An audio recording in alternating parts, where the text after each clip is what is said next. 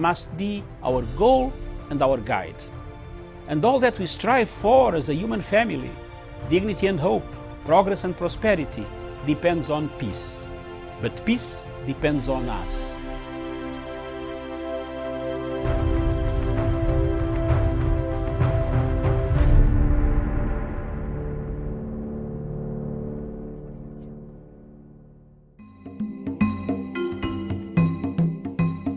Viewers, those listening to this tape or this video, I want to bring to your attention that the politics of proxy wars in Africa is becoming real, and it has become a reality.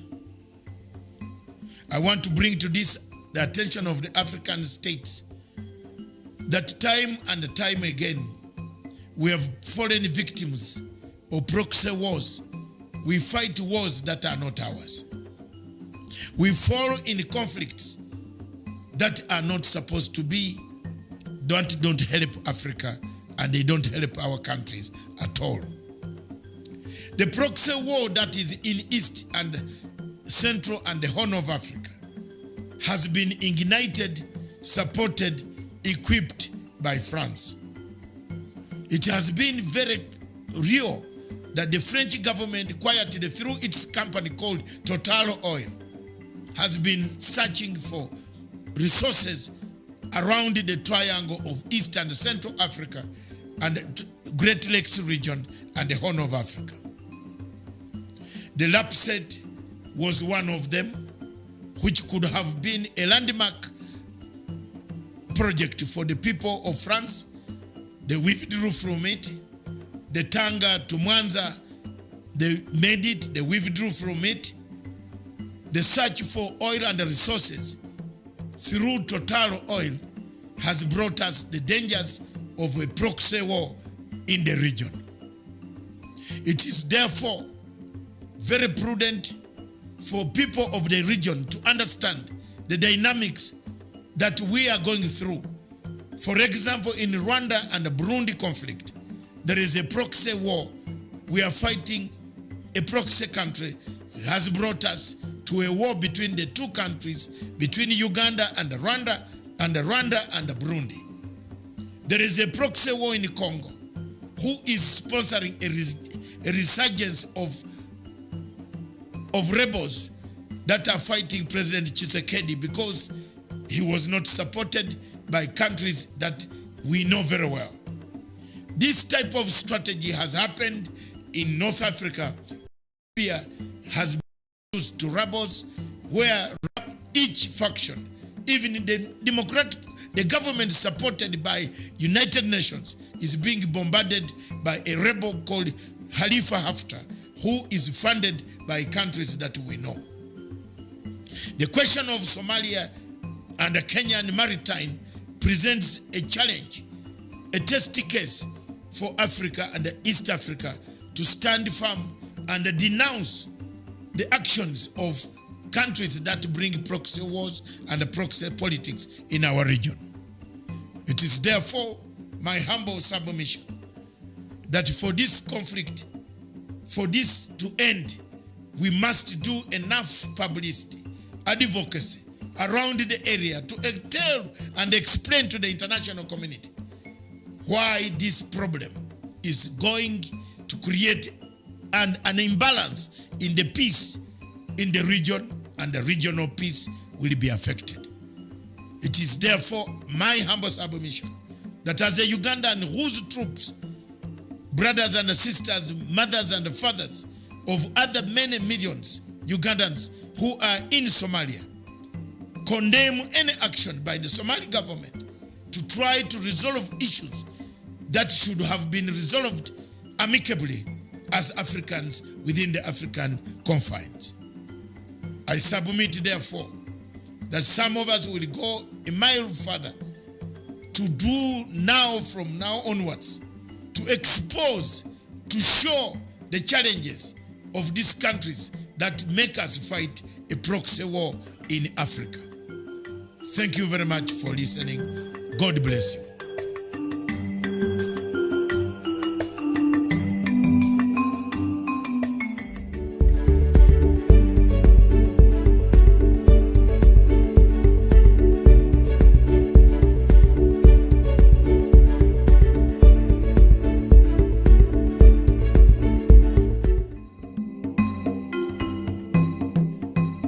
There are a number of countries in Africa that produce oil.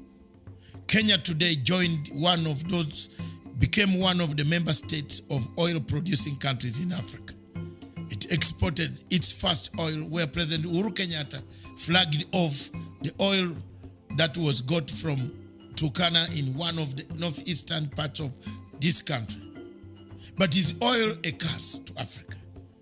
Is oil a curse to the entire places where oil is found? We see in the Middle East, the wars in Iran, in Saudi Arabia, in Yemen, in United Arab Emirates. It has developed the area in Qatar. We all have many cities, skyscrapers coming up because of the proceeds from the oil. But can Africa emulate that example and bring the same oil proceeds to make sure that it makes lives better for the people, the betterment of the people of Africa and their families and their other activities? I want to see that. But I might not be able to explain why Africa always falls a victim. Are there external forces that make the oil in Africa to become sour? Is it the competition of the oil companies, Total and Shell BP and others that come to Africa to take the share of the oil? Simply because we have no energy, ability to be able to drill the oil ourselves, refine it ourselves. It is shocking, therefore, to go to Nigeria, for example, a country that produces third in the world for oil production, has no petrol at the petrol station. Is this not a curse? If it's not a curse, what do you call it? Thank you.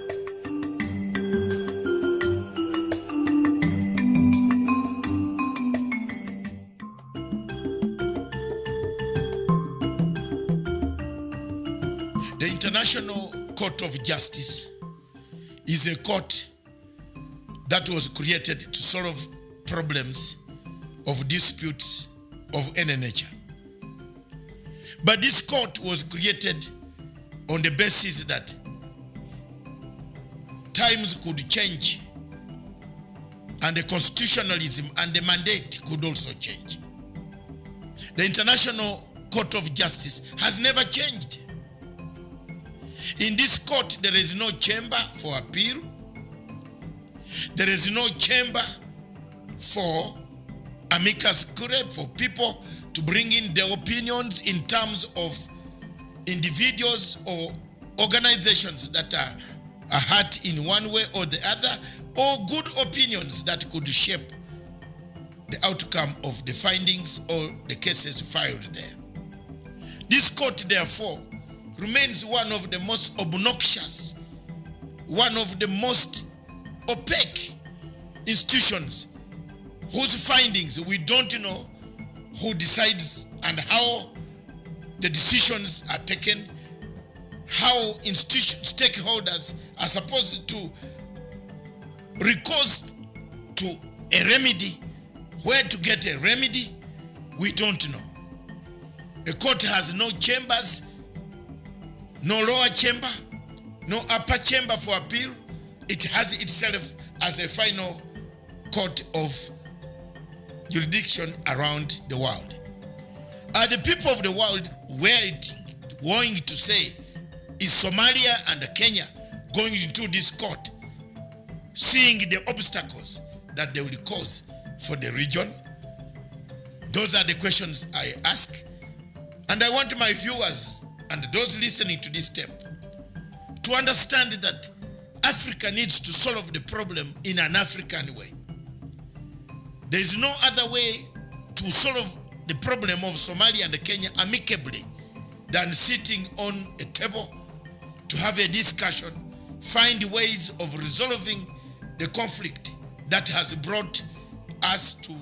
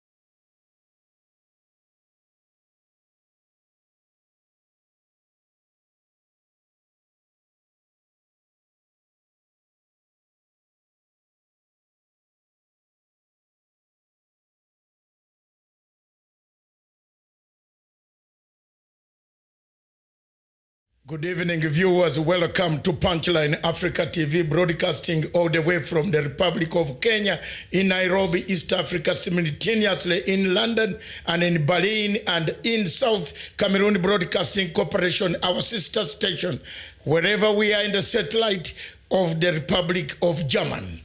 Thank you very much. This is a Diplomatic Leaks program that is brought to you by Punchline Africa TV, all the way from Nairobi and Africa, the only African station that talks about Africa, that cares about Africa, that sees what ails Africa, that sees what the conflicts, where the conflicts are coming from. With me in the studio this evening, actually we shall take 8 p.m. East African Standard Time, is none other than my co-host, Miriam Ogutu. Good evening. Good evening. Good evening to you, Doctor. Thank you very much. I am myself, Dr. David Nyakorach Masanga, born in Uganda, son of soil, a global citizen, analyzing the African situation. I want to thank the SCBC who are carrying us live throughout the world. Thank you very much for doing so.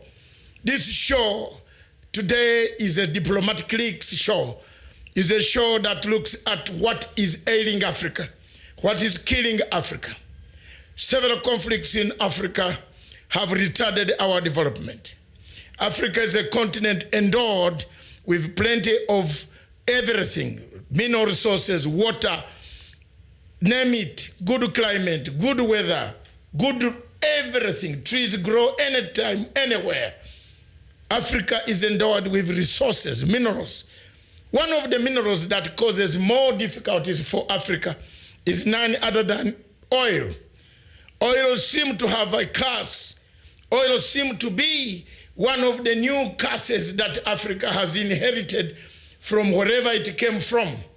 Remember, the entire Middle East is done, is gone because of oil.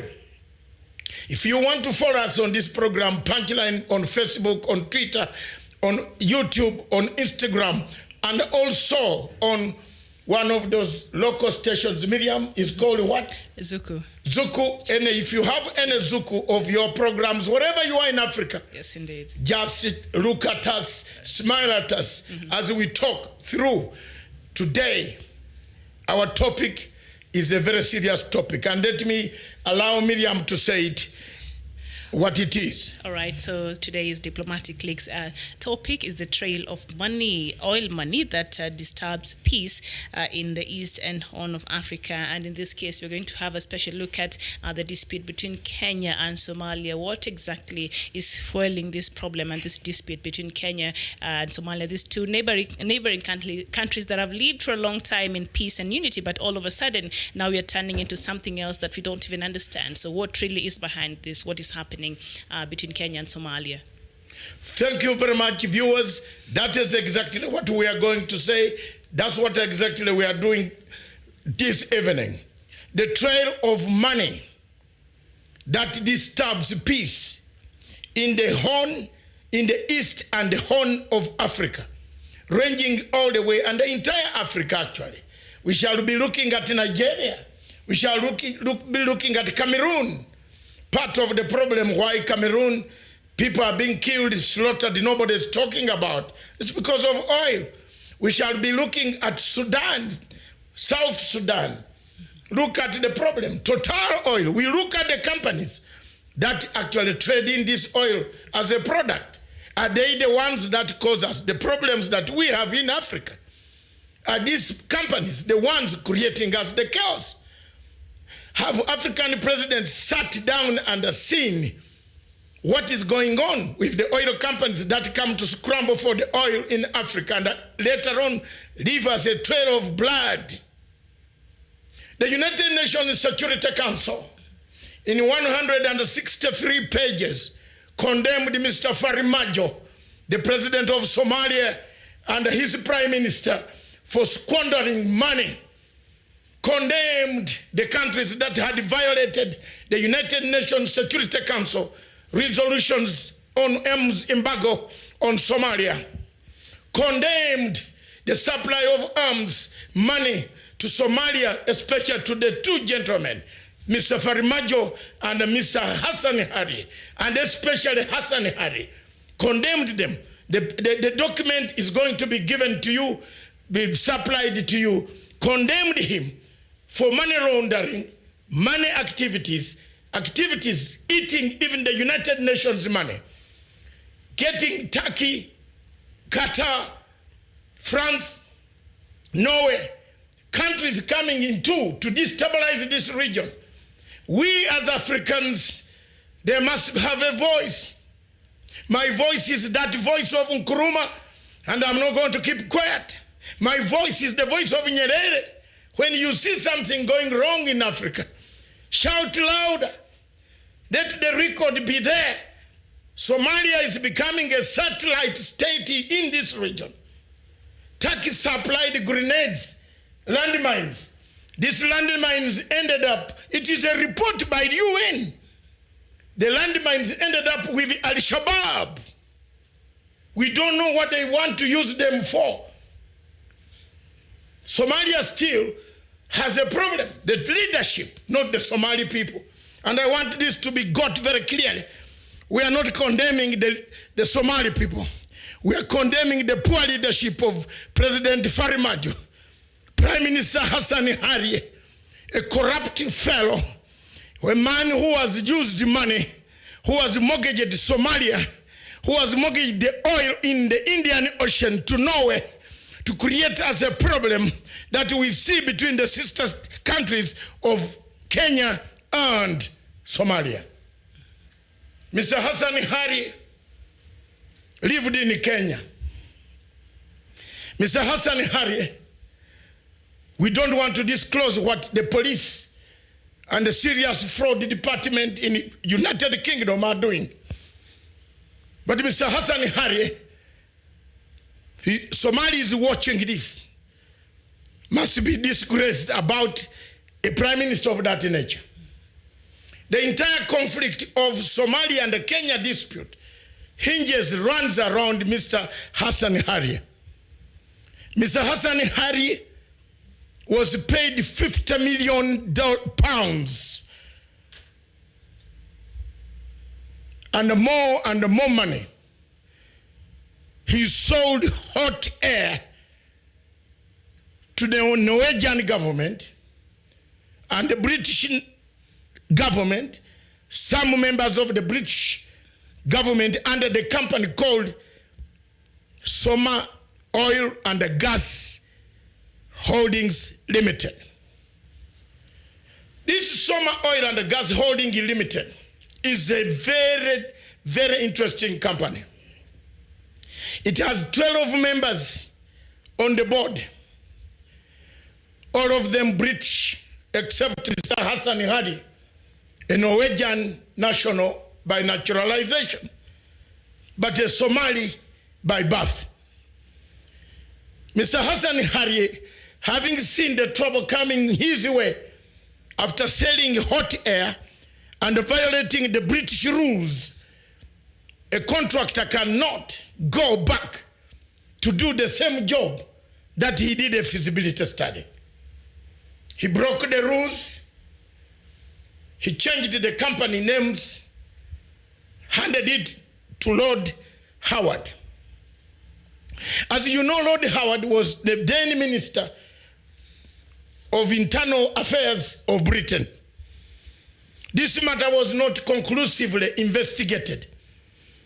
It is now under the Serious Fraud Department docket, renewed, and that the president of Somalia know it from today that there is a living case going on. Mr. Hassan Hari is the main architect of rebel and terrorist organizations around that region. Part of the money that Hassan Hari received ended in the hands of Al-Shabaab. No wonder Norway, that paid the money, did not want Al-Shabaab to be proscribed as a terrorist group. Viewers, as we go back to sit down so that we churn through this journey, a journey of facts, only facts. Why should Norway refuse to proscribe Al-Shabaab? Why should the United States of America refuse to call Al-Shabaab terrorists? Yet they have killed us. They have maimed us. They continue to kill Somalis on a daily basis. Why? Those are the reasons. Over to you, Miriam, yes, to go ahead. And those are very pertinent questions there, Doctor, you're asking, because the United States is in Somalia right now, and they keep killing this Al-Shabaab by the use of drone, and they call them terrorists. So the reason why the United States cannot proscribe Al-Shabaab as a terrorist group, I do not understand. It just beats all the logics, because they have all the holdbacks. Like Al-Shabaab and Al-Qaeda is the same thing. So the reason why Norway or the US will not choose to proscribe Al-Shabaab, that is just beyond me. But also we have a lot we look at. And also you've mentioned something there very interesting, that Hassan Hadia, he changed the name of that company. Was it immediately? Is it the Soma company now? Yes, the Soma company was changed. He changed the directorship. He withdrew from the directorship after the serious fraud department tried to find out what was going on. You remember United Nations Security Council had labeled sanctions on Somalia.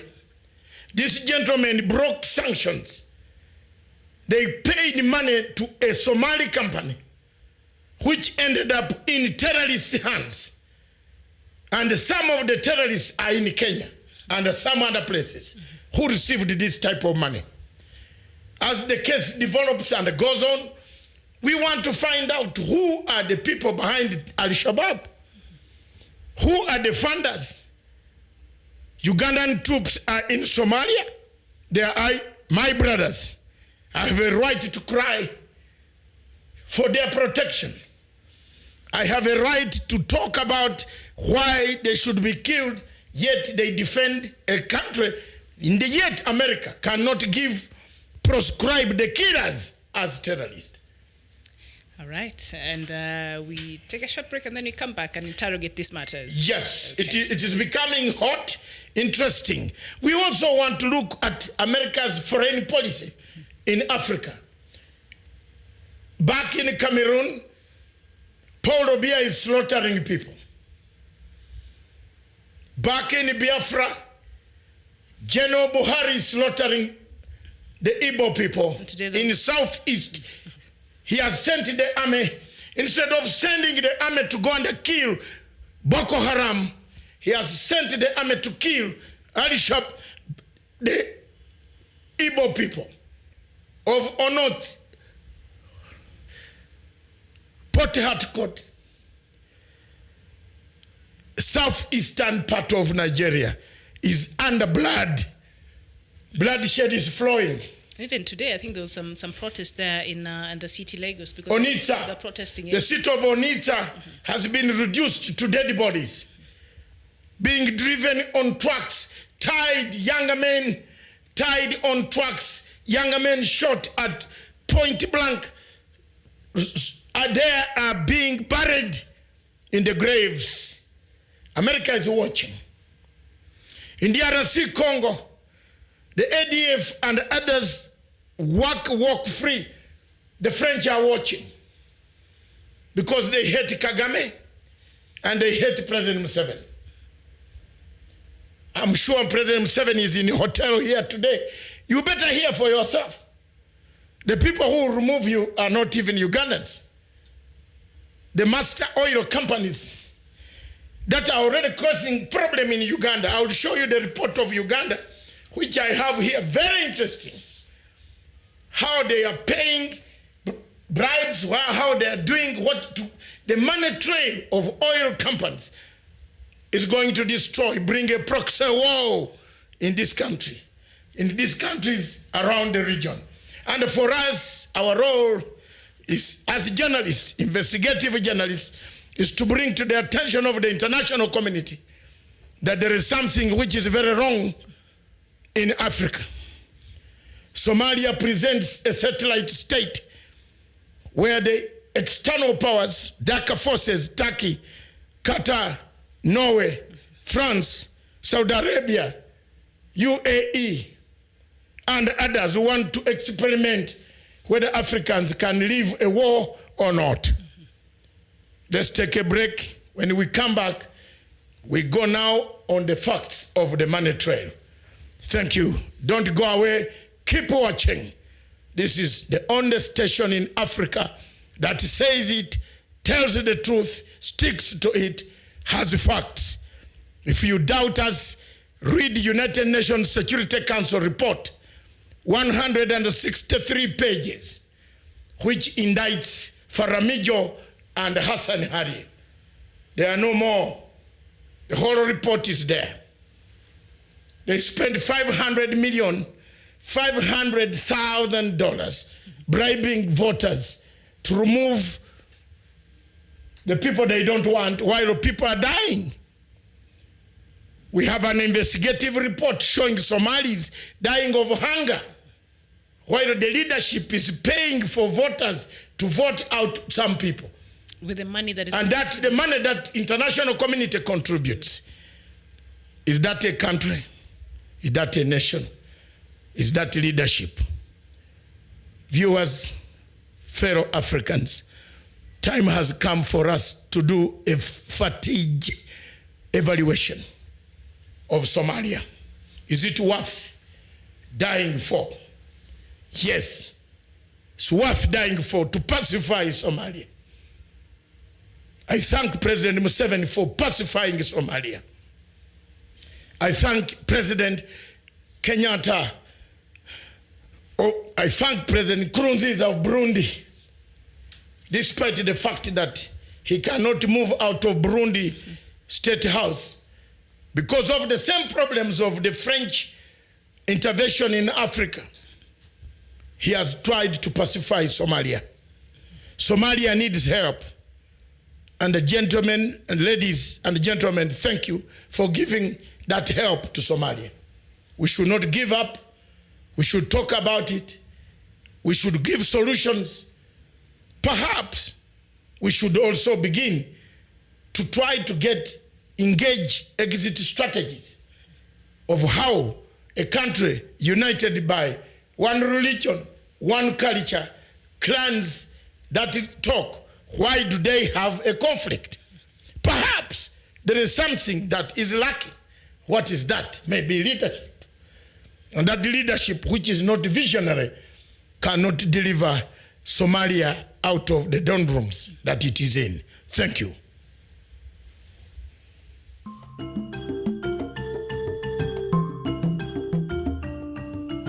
The International Court of Justice is a court that was created to solve problems of disputes of any nature.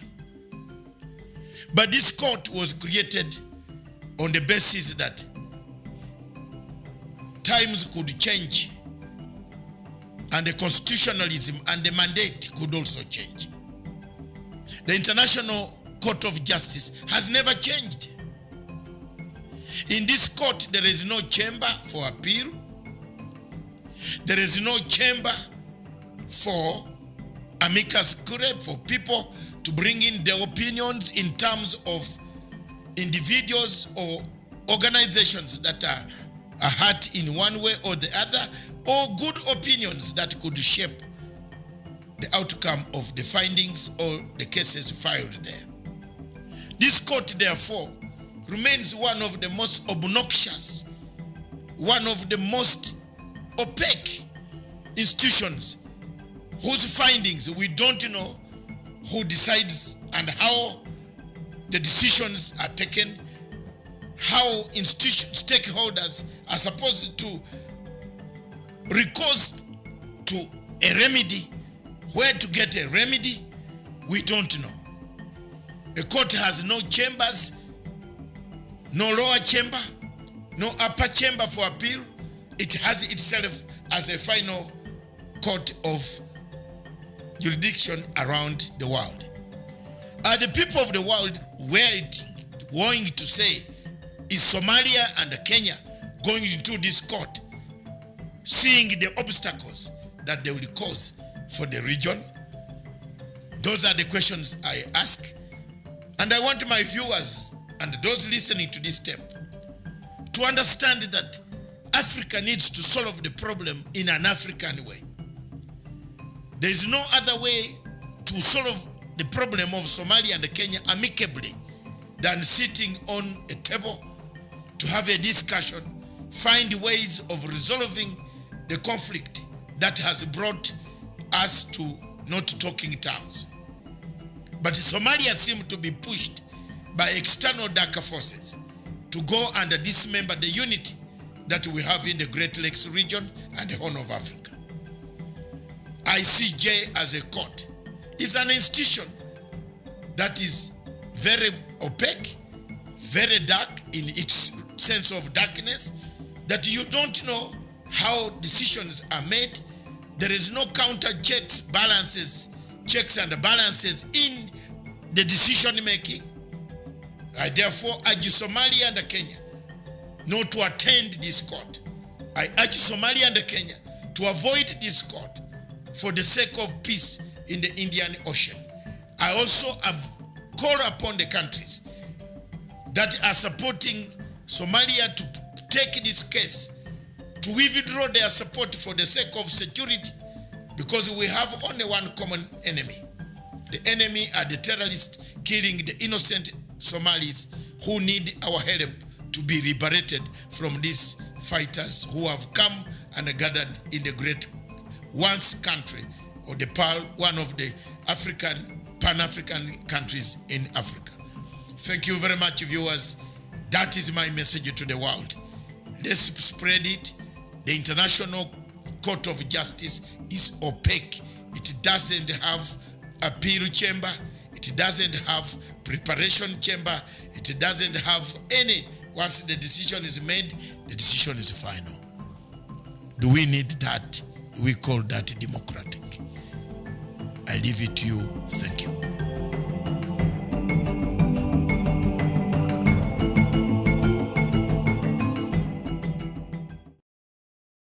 Thank you very much, viewers. Welcome back to our second segment, where now Miriam will interrogate the factors that have created the conflict in the Great Lakes region in East and the Horn of Africa.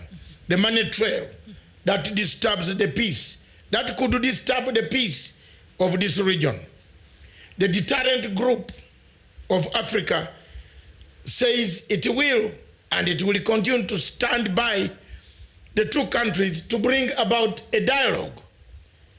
The conflict between Somalia and Kenya can be resolved through dialogue, through discussion, through arbitration. The African Union Constitutive Assembly and the rules and the regulations allows African Union member states to negotiate, to talk, and find solutions about the boundaries. When you look at the agreement that Norway brokered between Somalia and Kenya of the oil, which today has become a stumbling block, you will know exactly what I'm talking about, viewers. It is therefore very important for the people listening to this program to understand that ours is not condemnation of Somalia for the sake of condemnation. Ours is a condemnation of the leadership for failing to address the matters, for failing to sit on table with Kenya to resolve amicably through negotiations, through dialogue, through extension. The resources, Kenya and Somalia have been sisters and brothers for a long time. You don't tell me that once the ruling of the court comes out, the two countries will be the same. They will have to fight over water, which is endless boundaries. The boundaries were done by a white person. We Africans, we need to think and rethink of the reasons as to why we should not go to war because of the boundaries drawn by some white person of a geographical society seated in Norway or in London.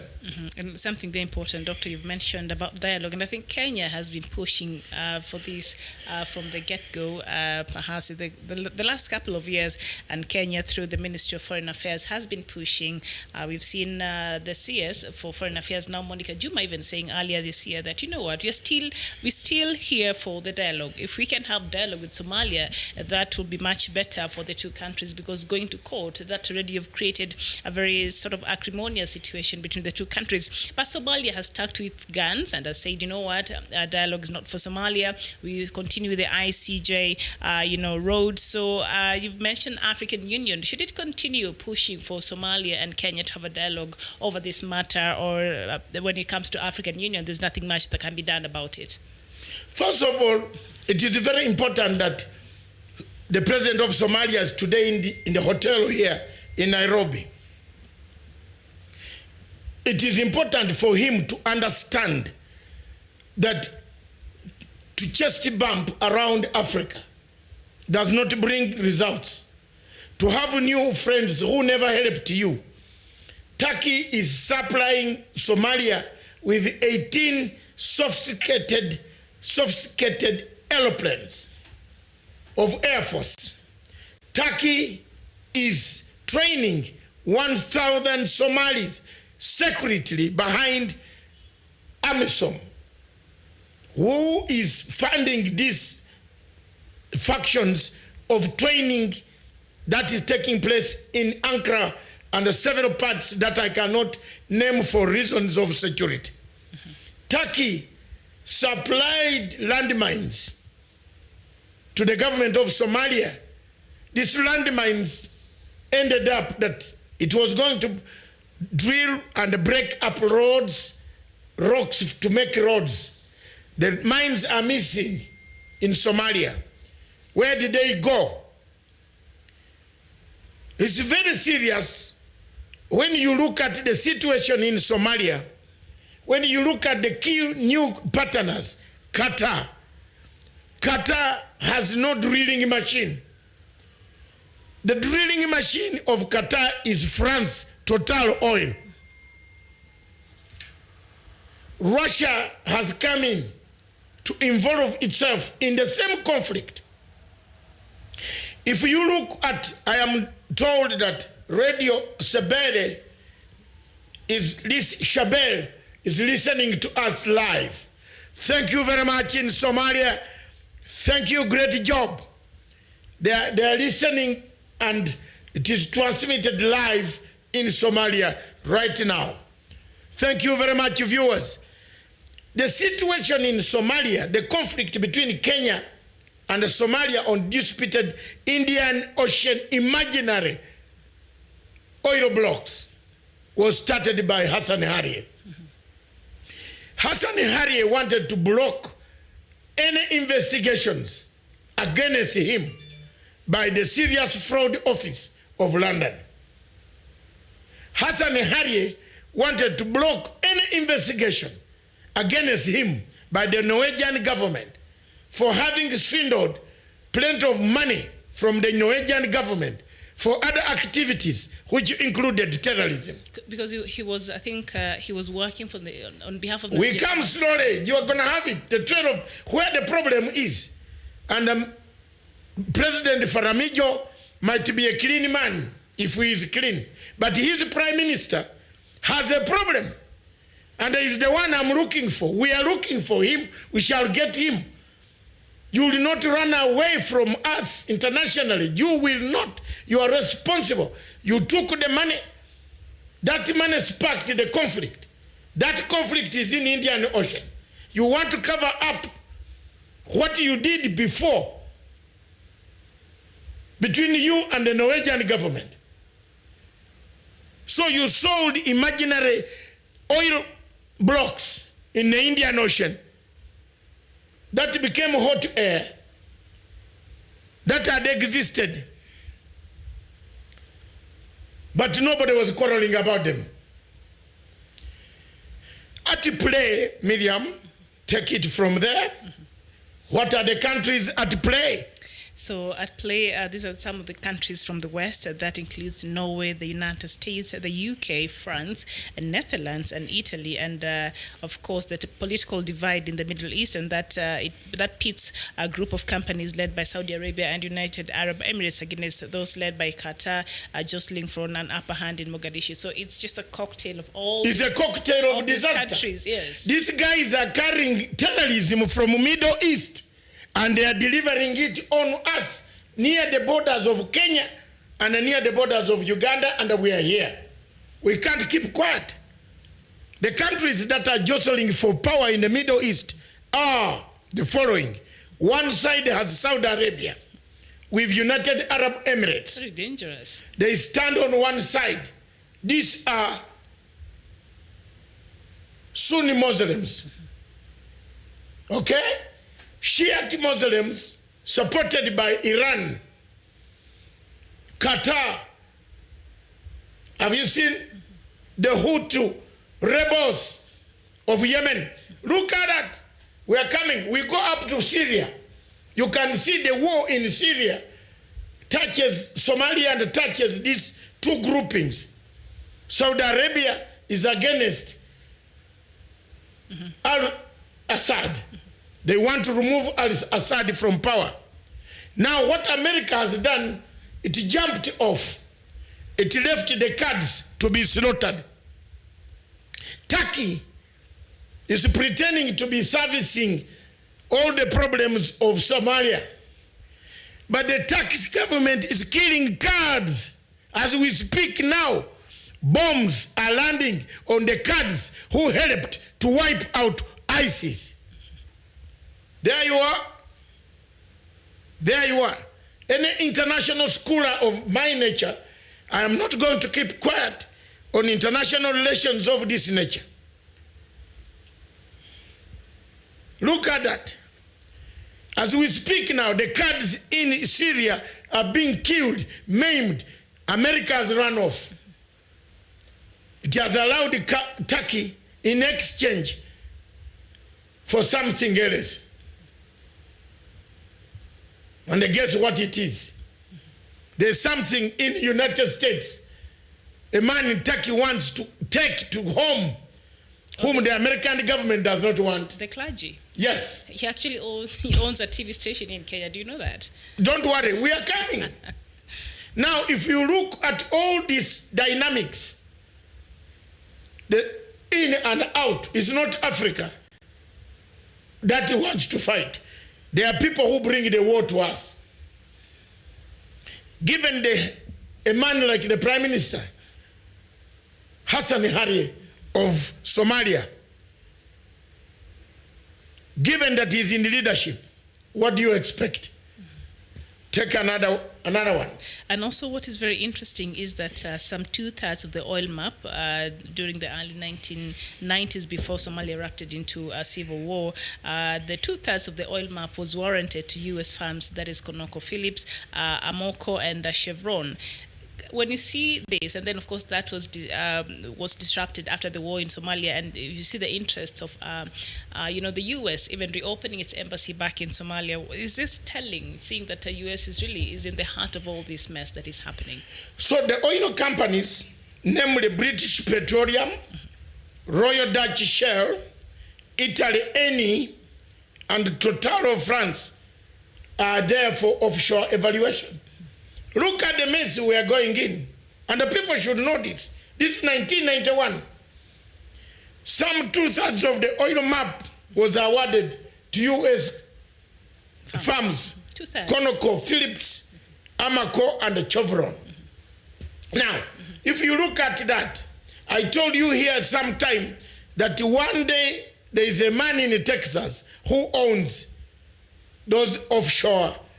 And Somalia and Kenya will have to fly to New York and go to Texas to meet that company. Just put your eyes, and the viewers listen, you are going to see it. And what will happen to these new players? Because it appears that these maps had already been given in 1991. There was already an agreement between the Kenyan, the Somali government and these farms. But now we have new players coming in. So what will happen to these new buyers of this, the latest auction that happened in London? What will happen? What has happened, it is a chaos. As it starts, this company now, Soma Oil and Gas Exploration Limited Company, negotiated a deal with the then Somali government in which it was awarded a straight tender to exploit 12 offshore oil and gas blocks amounting to 60,000 square kilometers. And do you know when that happened? In 2014? Yes. It is worth noting that the current Somali Prime Minister, Hassan Harie, was the executive director for Africa at Soma Oil and Gas before he was appointed the Prime Minister of Somalia. Those people who have been doubting me, check this. It's not a lie. This guy came to London together with another MP called Dr. Zakaria Abdi. They are the main problem of Africa and East Africa. Zakaria Abdi, Hassan Harie, Mr. Famajo, mark them. Those are your enemies. Those are the enemies of development of the people of Somalia. Much of the terrorism rotates around those guys because they are involved in everything that goes in Indian Ocean, hijack of ships, piracy. The negotiators, they become negotiators and they eat the money. The British government is looking into it. It won't be long before some people, if you don't take heed, you might enter Britain and never return. Because it is serious. These companies started taking money in piracy. These same people are still in Somalia. One of them is the Prime Minister of Somalia currently. He has been laundering money in all formats. In kidnaps, in hijacks, he has been part of the laundering network that has destroyed that country. Did that form the basis of the 160 pages United Nations report on the indictment of Somalia, as you put it? Exactly. The facts that I'm putting forward can be found in the United Nations Security Council document, 163 pages that I'm going to release so that my viewers can read for themselves. These things are there. The terrorists who came to kill us at Dolce, at this place called Dozet, they came, they were armed by these same groups, these same people who pretend to be prime ministers. They come, they know Kenyans are dying here. Ugandans are dying inside Somalia. Kenyans are dying inside their country. People are being killed on the border. And who is doing this? Somali Prime Minister. It's not a joke anymore. The leaders might keep quiet. I am not a diplomat. I am an activist. When I woke up and went for that judge, Somali judge, he can't speak anymore. I am happy that the court listened to me. When they called me in London to talk, I told them the truth. I want again to thank Muna for having listened to me to quit the trial defense of Somalia government in this case. Thank you very much, Sister Muna. We started together and you could not have let me down. You are a good patriot of Africa. You cannot be part of Somalia Prime Minister's schemes of terrorist money, entering terrorists, then pretend to be a prime minister. No. So the case has been pushed to June? To June. Because of my intervention. Is there anything else? What would Kenya have said? The judge wanted to force Kenya to hear the case. By now, today, we would be in The Hague. I refused. I went 2, 3 nights, bed and breakfast, conquered that judge. I have a tape of that Somali judge coming in Brussels. If he ever says nga, I put it out. Remember what you did in Brussels to that woman. The house you drive to, where you go all the time. I will always do it. That's what I told Fatou Bensouda and Ocampo. Ocampo received a bribe from one African president on tape. And then he wanted to arrest me, who has never received a bribe. I showed it to him that I will play it. Where is Ocampo? He's a thief. He's a very big thief, running around the cities of where he can't fly out of any city because he is involved in money laundering. He laundered $17 million to indict Bashir. Then you are now seeing the chief prosecutor of the International Criminal Court. I believe you have something on Africa which you will bring. Looking for everybody in Africa before she leaves. She wants to hide all of them, put them in the jail in Africa. So my Kenyan people, be aware of that woman. She's now on the hunting mission. She went for Gaddafi's son. She went for Babu Go. She's going everywhere. She's looking for people to live in the court in order to say, I have a legacy. What legacy? You should come for Hassan and Harry. Because he knows who the terrorists are, Al-Shabaab, who are killing us. Why is it that the ICC has never indicted Al-Shabaab? Let's go on. And also, you're speaking about Al-Shabaab. I think that it's a very huge concern for both Kenya and Somalia. And all this that has been happening, the dispute between Kenya and Somalia, that seems to have escaped because should the two countries stop cooperating with each other in fighting Al-Shabaab, that will be very detrimental to both countries. Would you not agree, Doctor? First of all, I was very shocked by American veto and the refusal of proscribing Al-Shabaab. I'm shocked too. But I want to tell my Kenyan people and the Ugandan people, including my president, who is in the hotel here today, watching this program, because I said to his people to watch, that when you see America doing what it is doing, it is talking to these terrorists. I am telling you, as much as they are talking and the information is coming, they are killing some. They are also talking to some top they have found out the top leaders of the terrorist organization. America is talking to Taliban in Doha. Have you been at the hotel in Doha? Well guarded by the top commandos in the world. Because the leaders of Taliban, who have maimed people in Afghanistan, are today talking to the Americans. So Kenya should not be shocked that one morning they will tell you that, yes, we have been talking. Asmara is the focus center. I told the Prime Minister of Ethiopia,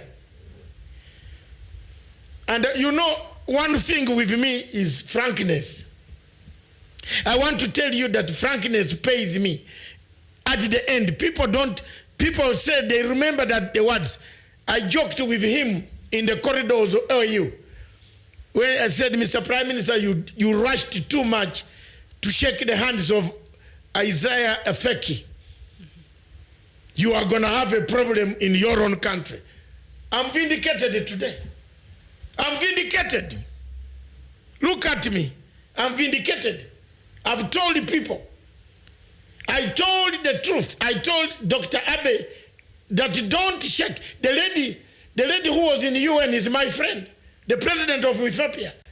I don't need an appointment or a visa to go and see her. I only need to enter a plane, and when I reach Addis Ababa, I say, Madam, I am here. She knows me for many years. I told them, you made a mistake to go and meet a Faki. I say a Faki. I worked with him in London, in North London, in Islington, with the late Zaina. Melez. We were in the same office. I was for Uganda Community Relief Association, and they were for Ethiopian Relief Association. I tell you, in 1990, this gentleman looked like a real bad person. Even when you are drinking a small tea, he thinks you have drunk already. You are drunk. He never wanted to go out with lunch for us, with us, because we are kafirs. That's honestly. I'm not going to say anything about it today, because there's a guest here. But Efaki used to call me and Damba Nambago, myself, the late Prime Minister, my friend, may his soul rest in peace. He called us kafirs because we used to go and have food in a pub which sells beer. You see that? So there is a problem that Kenya must solve in that Eritrean capital. Let's go. Yes, indeed. And in regards to this Kenya-Somali matter, the African Union Peace and Security Council had asked the chairperson of African Union, Mr. Musa Faki Mohammed, to appoint a special envoy to help Mogadishu and Nairobi hold talks. I'm not sure if Musa Mohammed ever did that, but of course Somalia would not even have agreed to be party to that. So Kenya has been trying, and I think African Union, I don't know if they tried enough to convince Somalia to come to the table with Kenya and talk about this, because at the end of the day, yes, at the end of the day, we need peace between the former prime minister, the late prime minister for Ethiopia, my great friend. May his soul rest in peace. That was a great son of Africa, great son. We used to sit in Islington near that was where the British government gave us offices together. Ethiopian Relief Association and the Uganda Community Relief Association funded to resettle refugees, look for their education, and so many other things. I was the vice chairman of the Uganda Community Relief Association, and later on rose to become the chairman of the organization in London.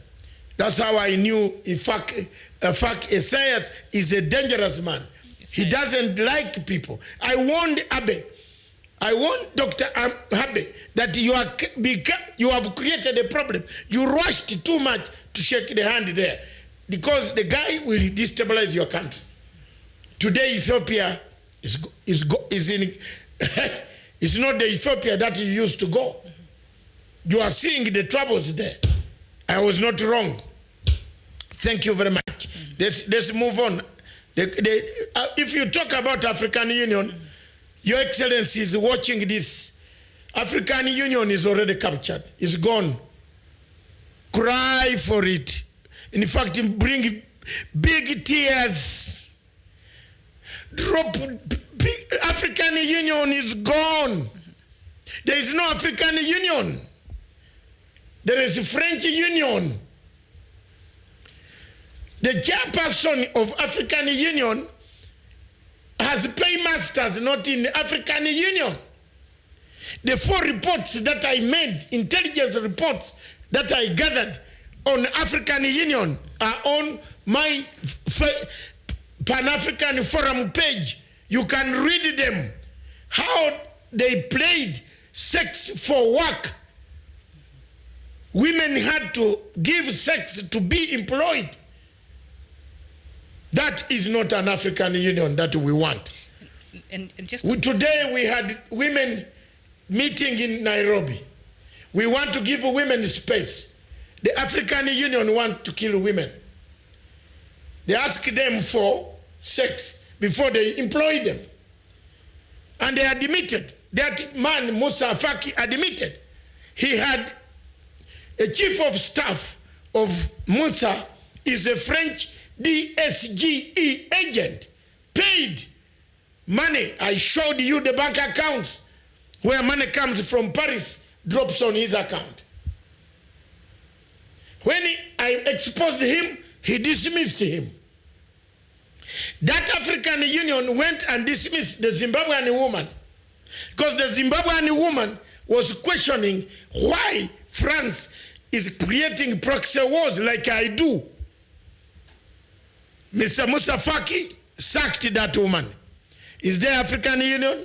Show me, tell me that Moussa Faki creates what? And also, I think this doctor is very interesting here. I didn't know this, but it appears now that African Union is actually putting pressure over Kenya, Uganda, and Burundi troops that are in Somalia to withdraw part of their troops from Somalia. So African Union is actually the one putting pressure on Kenya, Uganda, and Burundi to withdraw their troops from Somalia. But you know who is commanding, who is saying it, who is doing it. And why Kenya, Uganda, and Burundi? Is there a reason why? They want them out. Then they can have a diluted African Union troops that are sent into Somalia. Then they use Somalia as a satellite state. And that is all. And France is playing a behind the scenes case or pulling out the Uganda, Burundi, and the Kenyan troops. Why is Faramijo insisting on removing Kenyan troops from Kismayo? Why is Faramijo stopping the former presidents from traveling in Somalia? Why is Faramijo and Hassan Hadi working on the instructions of Turkey and Qatar molesting his friends? Why is Faramijo taking Kenya to ICJ?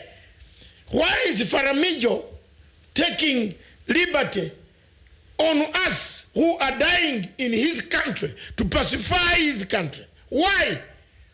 Because he has got France backing him.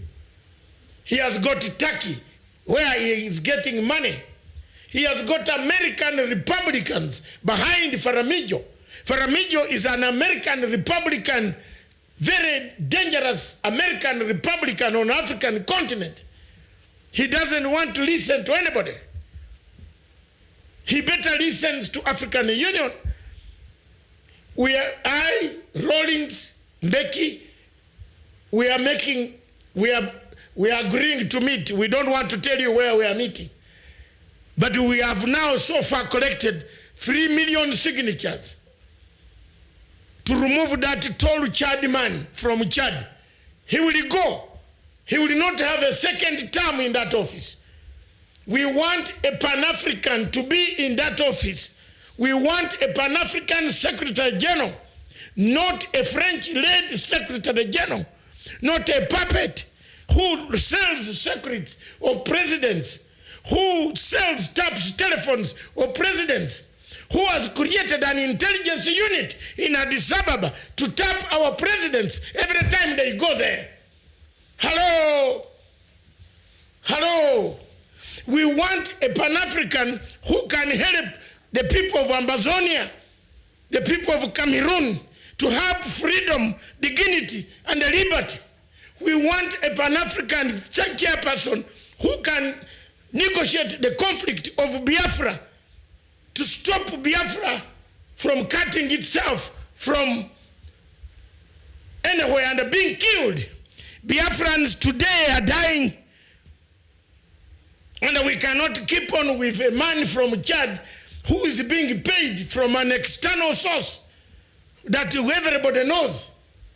He gets orders not from AU, but he gets orders from the AU man himself. The current chairman of AU, Mr. El Assisi, is killing Libya. Killing Libya and Egypt.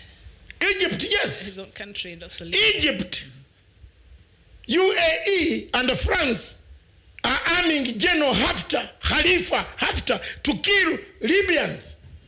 After killing Gaddafi, they are now killing Libyans. General Khalifa Haftar is an American passport holder like Mr. Famijo. That's why Americans cannot touch him. Hello? Where is Africa going? Where is Africa going? Look at the conflict, the blood that is flowing in South Sudan.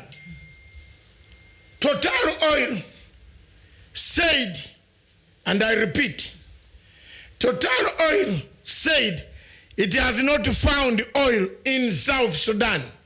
The money trail of oil. You see what they are doing in Uganda? They are telling lies to President Museveni, this, that. They want to create a problem there. They want the people in the Albertan region where the oil is to start fighting. There you are. Mm-hmm. There you are. Where are we heading?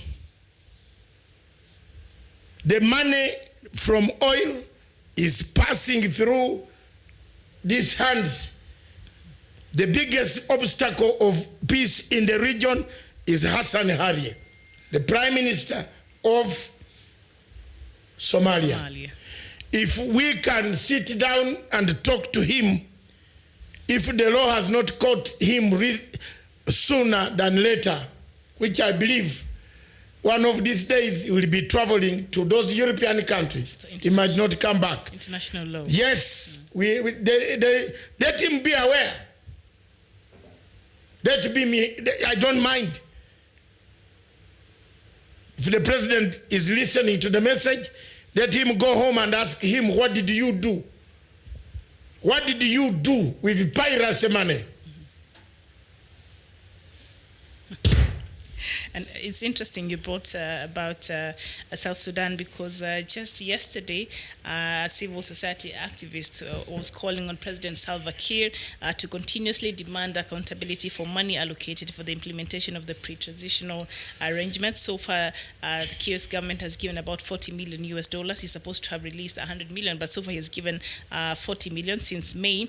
And it is now clear, it is not clear how the MPTC, which is chaired by the presidential advisor on security, spent the $40 million since soldiers at the cantonment sites continue to report a lack of shelter, clean drinking water, and medical supplies. So somebody was wondering, so this money that President Salva Kiir has been saying has been used, $40 million, but the soldiers have don't even have food to eat, so he should be held accountable. And look at that misappropriation of money. The same way you're saying Somalia, they are from the United Nations report.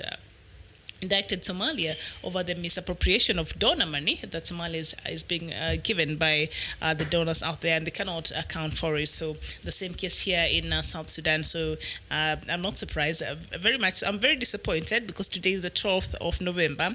I was excited. This was supposed to be the deadline for South Sudan to form the unity government, but due to factors that could not be avoided, Mr. Mashar's camp was asking for an extension with 100 days, and I think it was deemed necessary for him to be allowed that, and the rest of the stakeholders there. So, yes, and they cannot account. To make my point thank you very much, Miriam. Mm-hmm. To make my point very clear, Mr. Hassan Harie is in Paris right now. My network in Paris has just sent me a message that yesterday he met the Russian foreign minister, who Russians are also part of the crisis of that oil, of those platforms. Mm-hmm. Remember, Russia used to have bilateral agreements with Somalia when Siad Barre was in government. So it's actually gone. But luckily enough, he's not going to pass it through London. I wish he passes London tomorrow. Mr. Hassan Hari, if you are watching, pass London tomorrow, because we shall ignite. Yes. It's not a joke anymore. The case is laid down. I'm not lying to you or to the audience. It's laid down. We are waiting. Does Mr. Paul Robia ever go back to Europe? He will never go. We told the Swiss government to arrest him. He jumped out of the window and left.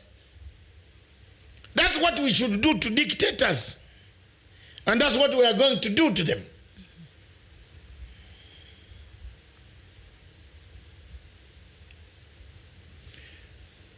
In fact, the meeting of Mr. Hassan Hari was with 6 Russian mafia. I think is trying to buy mercenaries to come to reinforce Al-Shabaab. The meeting in the hotel yesterday, I have all the facts. You remember the network that blew up Ocampo? We blew up Ocampo. It is in Paris. You only land in Paris and tell them he has arrived. They will find you. So, Mr. Farimajo, while you are there, your prime minister is not officially doing what he is supposed to do. He is going to buy mercenaries to come and assassinate people in East Africa. He was with 6 huge Russians in Paris yesterday.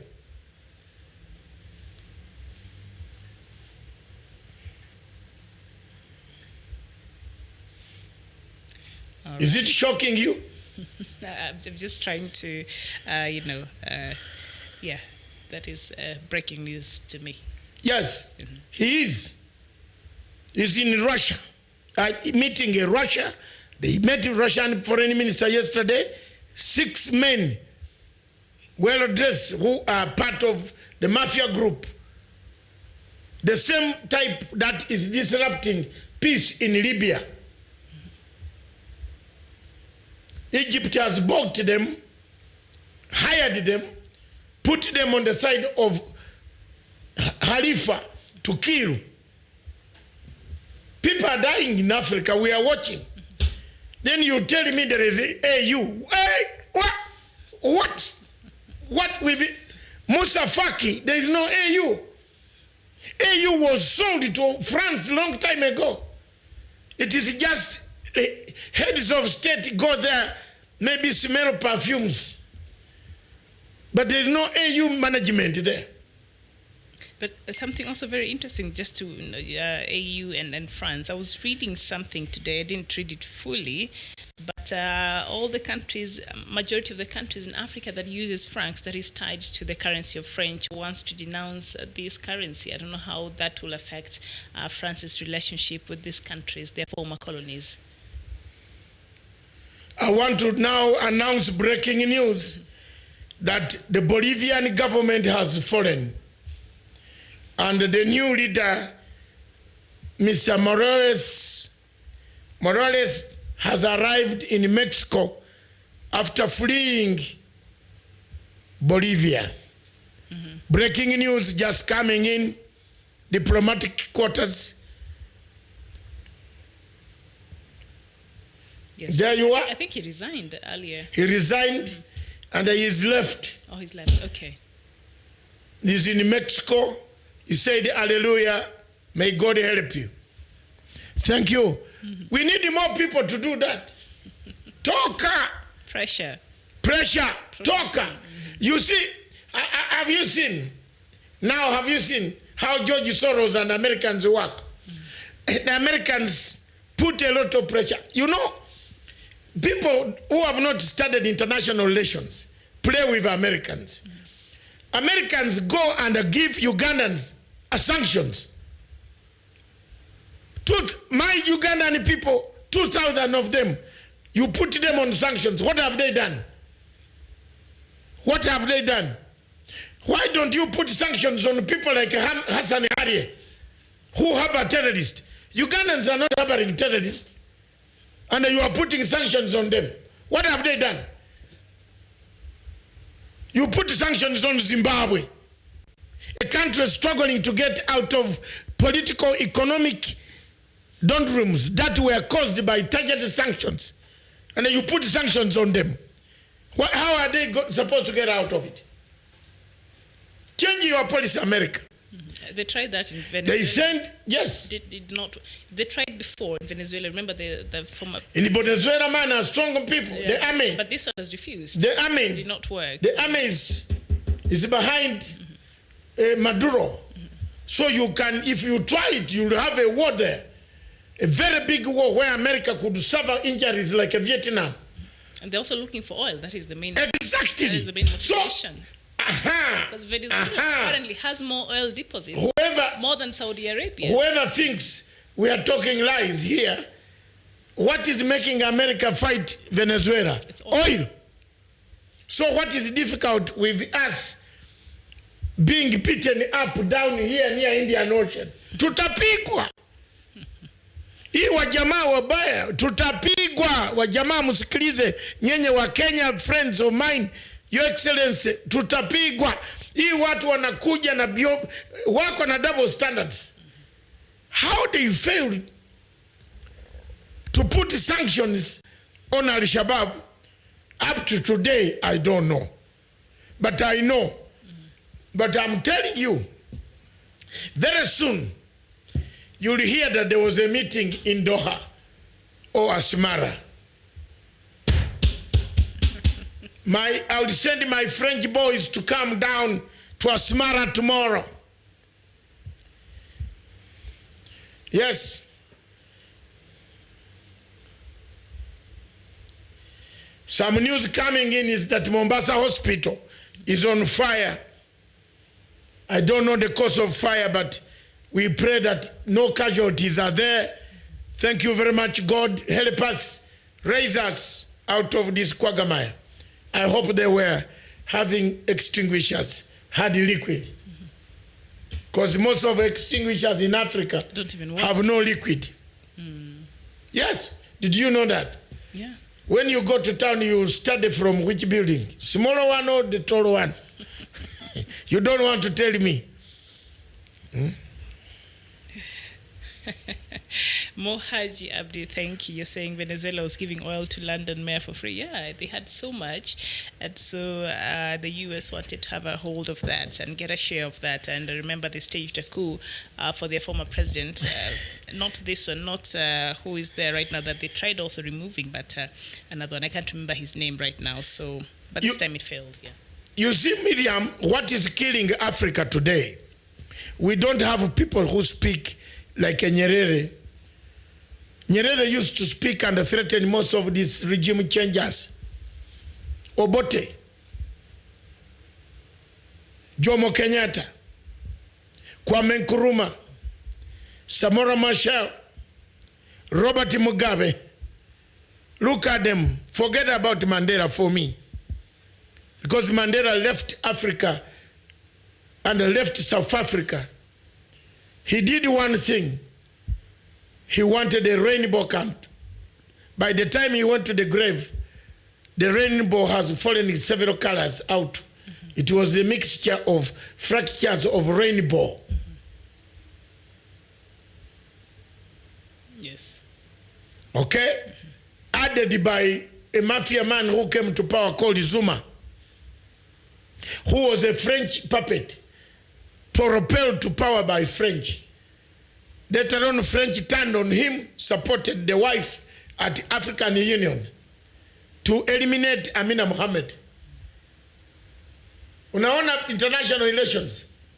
Waligonga Amina Mohammed and Kenya were knocked out. I saw the voting, couldn't believe it. Don't forget that Zuma ordered his ambassador in the United Nations Security Council to vote for bombing Libya. So wherever you see Zuma on this continent, run. He's not a very good African. Gaddafi was telling them that you are killing me, but this country will be taken over by terrorists. Africans were not dying in the Mediterranean Sea those days of Gaddafi because there was rule of law. He could stop some of them and give them work in Libya. There was a policy where boats captured from the Mediterranean Sea, some people could be given money handouts to live in Libya because there was enough room. But today in Libya, we have people who slaughter us, cut. They like the necks. They like putting us down and the choppers with pangas. Is this the Africa we want? Mm-hmm.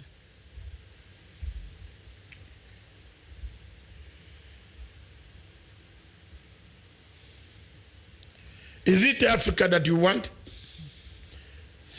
We have an Africa where Paul Biya is killing people on a daily basis. No African leader has ever told Paul Biya, stop it. And all of them meet him, greet him, and that's it.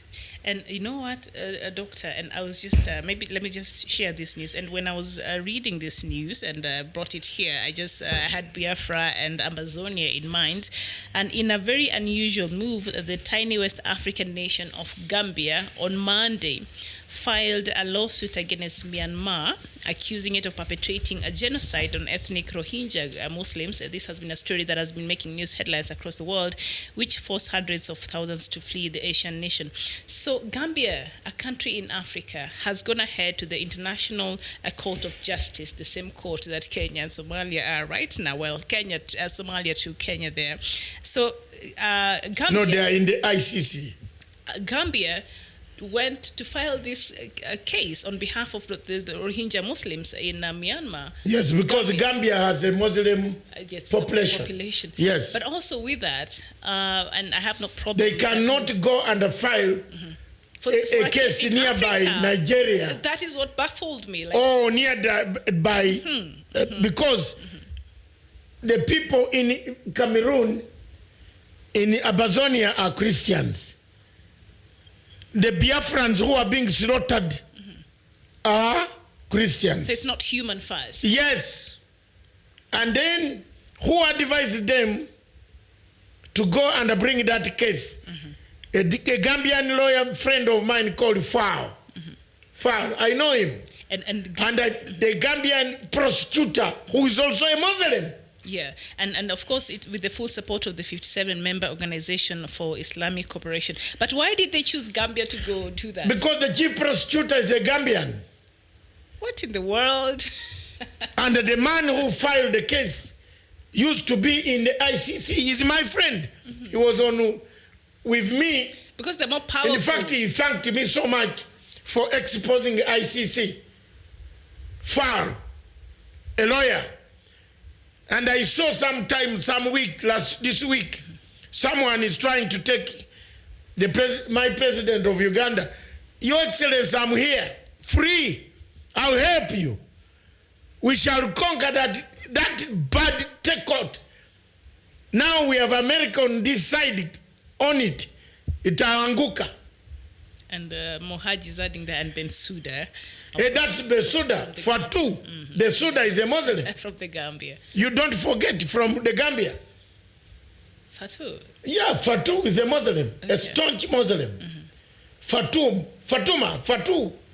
Bensouda. She is. Okay. But regardless of the only problem is that she drinks alcohol. Regardless of... like another judge who's pretending to be holy. When he's in Brussels, what he does there is very bad. Well, you just leave the court quickly. Because I've got everything, even the type when he drinks.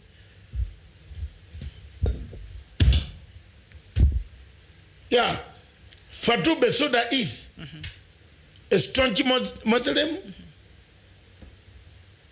Okay. And the husband is a Moroccan, half Lebanese. And regardless of, fine, the Rohingya Muslims, we've been seeing the problems that they've been going through in the hands of the Myanmar. Look at what they have done. They have mixed religion and look at that. They have gone there now. But the man next door, they cannot. America is dying next door. The human being next door is being Nigeria. Yes. You can't file an application. That is also baffled me, yes. Why do you even blame this man? Why don't you blame Osuji? The Nigerian judge at the ICC. Yes, Osuji.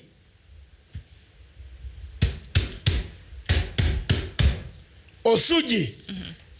His own country is going down and down. Yes, indeed. And he himself cannot allow an application from Nigeria to arrive there. And to speak about Nigeria, Nigeria's State Security Service has fired today rounds of ammunition to disperse protesters in the capital Abuja, demanding the release of detained activist Omoyele Sowore. So it turned very bloody there in Nigeria today. They refused to release these activists who wore a T-shirt saying "We are all Biafrans." And if this is after even the court granted him to be released. He was arrested in August 2nd, but the court ruled for him to be released because they didn't find a reason to keep him. And the government of Nigeria has refused to obey the law itself. What government is there? Is there a government? Nigeria has no government. Nigeria has a government, a president who was voted by 28 million out of 84 million voters. Indictment. Yeah.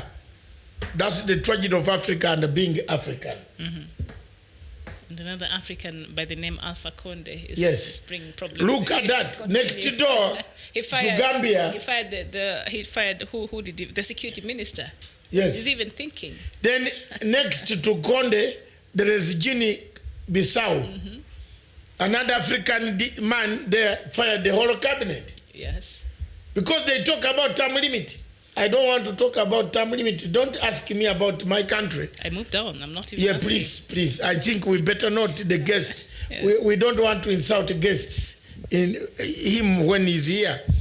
The Ugandan situation, the Open Society Foundation, the younger man went to collect money. And they have said they are going to pay for his election.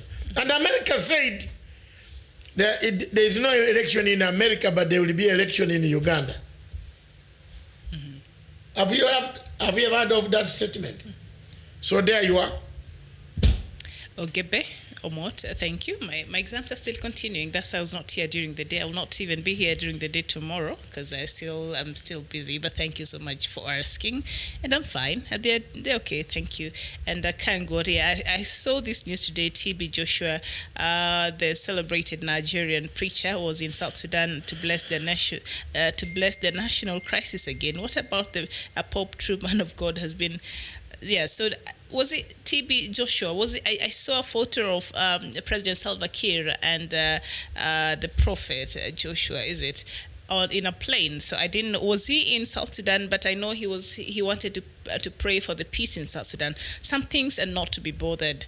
I don't know why. There are things that God has given you the wisdom to do. It's not everything that we should talk. Of course, we're praying for the people and the country of South Sudan, but some things I think requires something else more than just prayers, because the Pope even kissed their feet. And what did that do? Did it change anything in South Sudan? So, Kangwat, I'm very disappointed because today, as I said earlier, I was hoping that we'll be sitting here and talking about something totally different.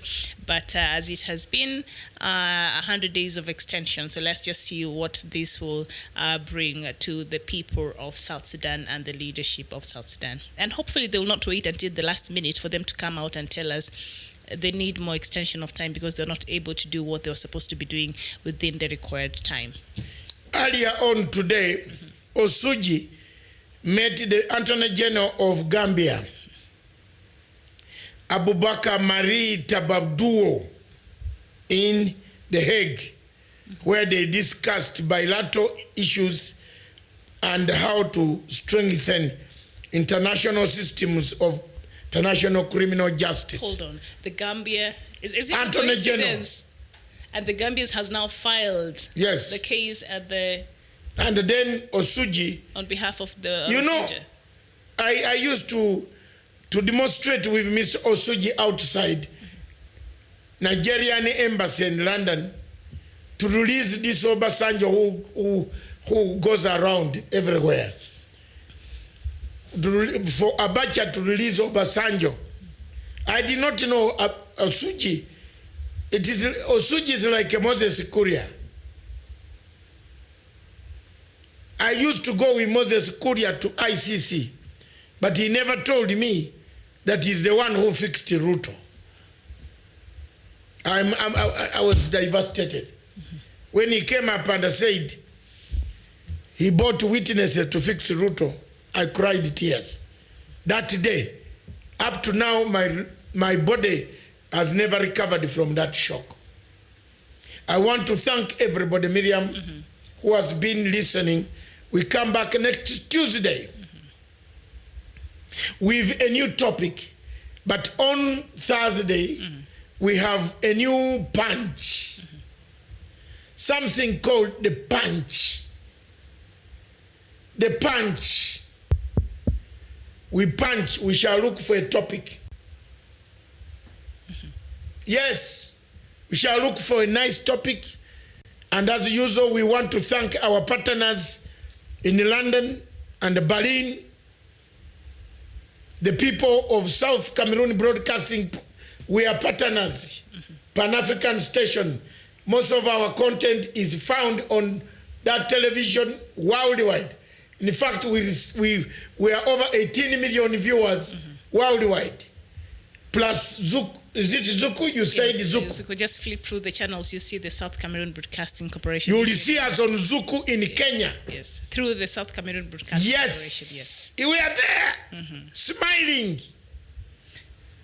That's what it's supposed to be. Did you say hello to Abdisamad Ali today? He has come back. He reappeared. Hi, good evening to you, you can say African's best leader is Kagame.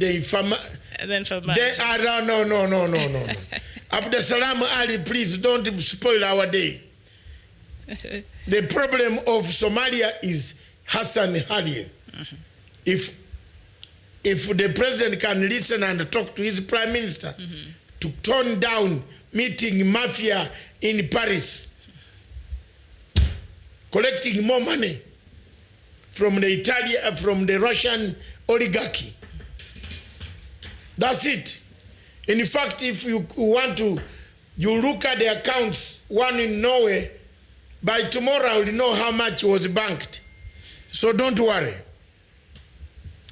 All right. Dominic Nwandu, you're saying Guten Tag. That is, we are way past the tag here. It's Guten Abend to you there. It's good evening here in Nairobi, around 9:30 there. Thank you so much for watching us and for writing to us. Abdisamad, I see you. And Peter Nokam, you're saying Osuji is doing the will of colonial masters. He is being used against his people, against justice. He will never return to Biafra land when Biafra is restored. All right, your sentiments there, Peter Anokama. Thank you so much, together with the rest of you who have been engaging with us tonight. Tomorrow I'm still busy, but I'll be back here on Thursday. But Doctor will be here holding the fort. And I think I saw Tawish was around, so I don't know if he'll be here tomorrow again for the Good Morning Africa show. But yeah, for me, I'll see you on Thursday, 8 p.m. for The Punch. I want to thank all of those who have been watching us from wherever you are in Kenya and wherever you are on Radio Shebele. Thank you. This time we have entered Somalia. You've gone to someone's bedroom. Yes. No, don't bring the word bedroom, please. That word is very bad. It has caused a lot of trouble in Kenya. I see that. I want to thank all of you. I want more radio stations picking me up in Somalia. Just tune www.punchlineafricatv.com and connect to your radio station in Somalia. And it's not a regime change. We're just stating. We are just telling facts. As it is. I told you, come back to the table, Mr. Faramijo. Otherwise, I am now reaching out to all your stations. They are listening to the truth. Tomorrow, there will be a demonstration in Mogadishu. Yes. Is there enough security? I told you. Is there enough security? Yes. There will be a demonstration in Mogadishu. I would be scared to go to protest. No, they are demonstrating against Prime Minister Harry. Are they safe? The insecurity and of the president. They will be, so as he flies in, he will meet demonstrators. Preparations have been done. I told you about 90 MPs in Somali parliament. We are the people who wrote the applications. They found me in the United Kingdom. They settled around Streatham and West Ham. In Streatham around Croydon, I was their boss who knew English. I filled their forms. So they have become MPs. You think they can forget me? Mr. Farimajo, you don't know. There's a demonstration tomorrow in the streets of Mogadishu. Of Mogadishu. I would be worried for my safety, but you know, Pato Korea, you like our program, and we like you too. They have already sent it to me. Yes. Maybe Miriam viewers might think it is a joke. I want to show you. They have already sent me the demonstration. Tomorrow, there will be a demonstration in Mogadishu tomorrow against the bad leadership of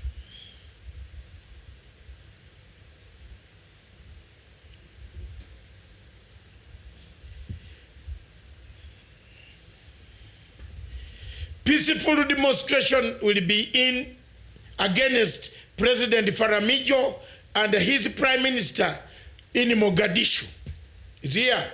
They sent me direct. The primary objective is to tell them about corruption, rule of law, and the way they are treating the former presidents and other people. That's it. So corruption that also has been mentioned. Yes, by the UN. By the United Nations. So it's really rampant. There you are. Abdi Samad, please don't point. Thank you very much. About corruption. Keep it. The ladies, and this is organized by women. Yes. Oh. By women, yes. Okay. I hope the women will be safe. That is my prayer. With all those grenades going off in Mogadishu. Yes, organized by women. I have everything comes from Mogadishu now. Right. Thank you very much. Keep it going. Just get rid of that Prime Minister. So don't give him a second term, because all the money will be gone. Leave him without power, then we can search him properly around international scenes, including revocation of the Norwegian passport. So many things are going to happen. You don't touch Matanga and go unattached. I'm a fighter. Thank you very much, viewers. Thank you very much, Miriam, for having your time. I want to leave you to continue with your revision. Yes. You sound very nice, very organized. And it's okay. You can say you missed me here. It's fine. Very much. You see, now I came in with a lot of energy. I was down for the last 2 days. I was talking, but I missed you. It's okay. Thank you very much for coming. I wish you good luck. Thank you. Thank you. For in your exams, and any word that you want us to discuss, if there is anything on international relations. On Thursday. Always. Yes. Talk to the moving dictionary of international relations. Good. So me, I'll see them on Thursday. I'm sure you'll see them tomorrow, 11 a.m. Yes. Good. Thank you. Mm-hmm. And don't worry, there's a new television station coming up, linking up again with Sky News. We opened the channels. Now I've opened the channel with my former employer. we are discussing one or two things. While I was away. Yes. It's lastly found me. Okay. So, hallelujah. One chance comes down, the other one goes up. There's an African proverb which Faramajo and Hassan Hari should know. That if an elephant is eating food, like destroying crops in the other farm, and you are cheering while the elephant is eating food in the other, destroying all the crops, food, and because you are hidden in this other farm, you think it will not eat you. Have you ever heard of that African proverb? Mm-hmm. When the elephant finishes the food crops because it in the other garden, it will come for years. Yes. Mm-hmm. So don't throw stones when you're living in a glass house. They tie. All right. Thank you very much. The people of Africa, the people of Amazonia, we have not forgotten about you, but we shall talk about you tomorrow at length. Paul Biya's mercenary activities and other things that take Africa back. For now, this station, therefore, is for Africa with Africa by Africa. Ciao.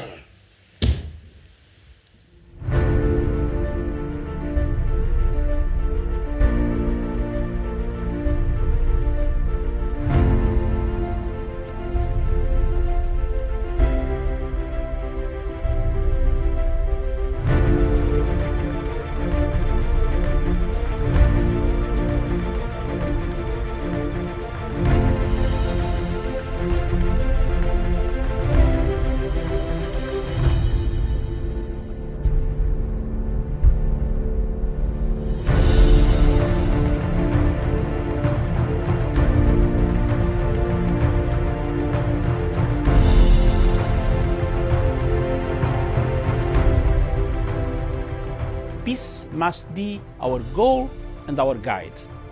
And all that we strive for as a human family, dignity and hope, progress and prosperity, depends on peace. But peace depends on us.